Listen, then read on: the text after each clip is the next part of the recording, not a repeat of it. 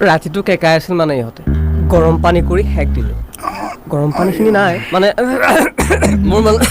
মানে অলপ টনচিলৰ প্ৰব্লেম হৈ আছে সেইকাৰণে খাই দিলোঁ এতিয়া গৰম পানী হেক ল'লেই যিহেতু এতিয়া চাগে যথেষ্ট ভাল আপোনালোক ভাল ভাল তোমাৰো ভাল অলপ বীৰ্য আছে মই হেৰি কৰিম দিয়া অলপ পাছত আকৌ গৰম পানী কৰি দিম দিয়া এইবোৰ কাম কৰাৰ আগত নিজৰ ঘৰখনৰ কথা এবাৰ ভাবি চাব লাগে ভাবো ভাবিয়ে আছিলোঁ মানে হ'ব জানি বুজি কোনেও এইবোৰ কাম নকৰে কিন্তু কাৰোবাৰ খং হাঁহিৰেওতো কমাব পাৰি